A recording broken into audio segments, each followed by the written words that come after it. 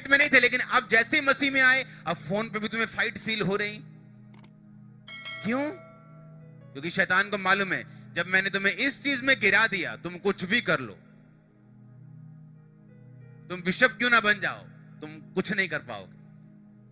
यीशु मसीह ने कहा, बिना पवित्रता ही कोई परमेश्वर को देख नहीं सकता। नहीं तो परमेश्वर को, हाँ मुझे तो मालूम है, आपको तो मालूम है कि कोई पेंट कर रहा है, पेंटर को मालूम है वो पेंट कर रहा है, लोग को मालूम है पेंट कर रहा है, लेकिन स्वर्ग को नहीं मालूम ये पेंट कर रहा है,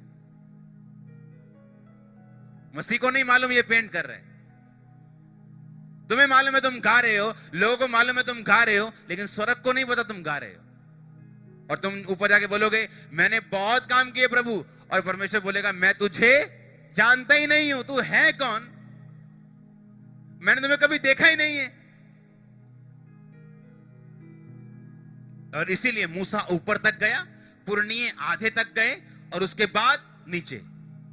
महायाजक को परमेश्वर ने कहा, तुम महायाजक हो, तुम किसी के लिए भी अपने आप को अशुद्ध नहीं करोगे। तुम्हारा बेटा मर जाए, तुम्हारी बेटी मर जाए, भाई मर जाए, तुम उनकी लाश को हाथ तक नहीं लगाओगे। याजक को बोला, ठीक है तुम अपने बेटा बेटी माँ बाप की लाश को हाथ लगा सकते हो, लेकिन और किसी दूर के रिश्तेदार लोगों की लाश को हाथ नहीं लगा सकते, शुद्ध नहीं हो सकते।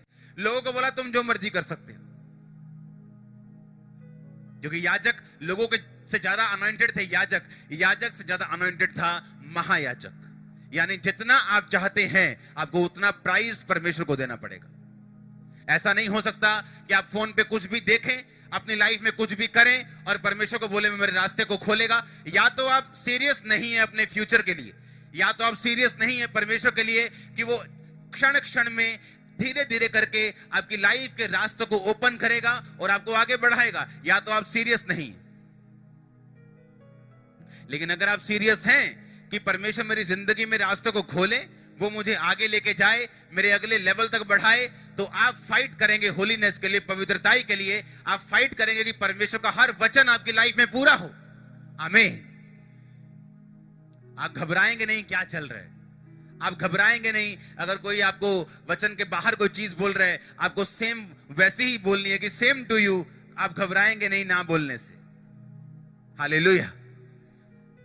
आप किसी भी ग्रीटिंग का जवाब जय मसीह से दे सकते हैं अगर आप में ताकत हो, और अगर आपको यह मालूम हो कि मुझे आगे बढ़ना है, वैसी जगह जहां कोई मुझे लेके जा नहीं सकता। इवन आपके माता पिता लेके नहीं जा सकते, आपका घराना लेके नहीं जा सकता, आपका दिमाग, आपका टैलेंट नहीं लेके जा सकता। परमेश्वर ने कहा जो मैं करूंगा ना वो कोई नहीं कर सकता।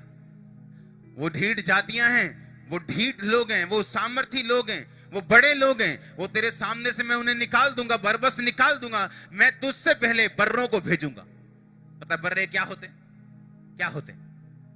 हाँ हाँ नो, ये बर्रा शब्द लिया गया जब इब्रानी भाषा से, तो इसका मतलब है डंक मारने वाली मक्खियों को।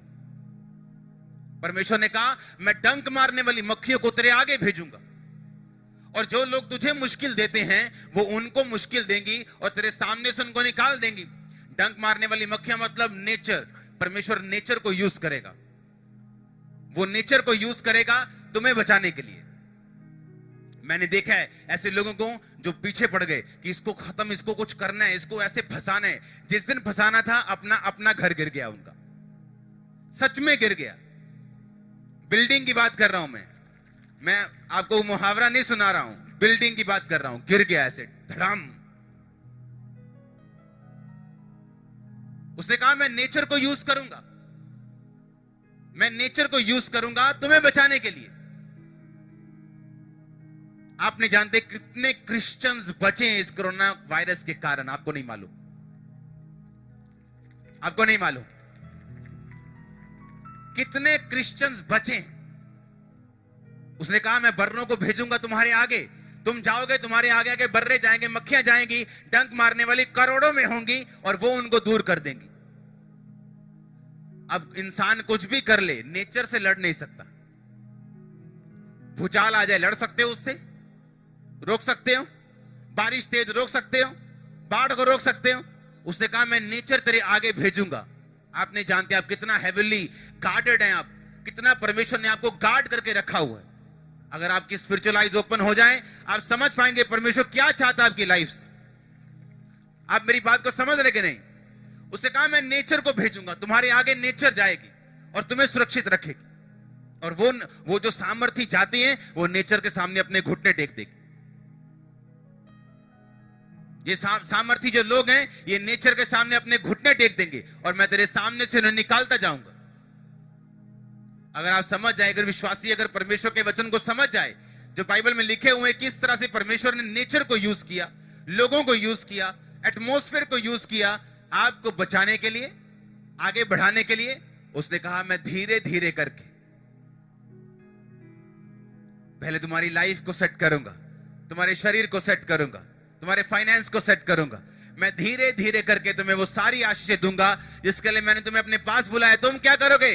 कहता सिर्फ पवित्रताई में रहोगे, मेरी ही उपासना करोगे और मेरे वचन के अनुसार चलोगे। बस तुम्हें इतना ही करना है। हालेलुया।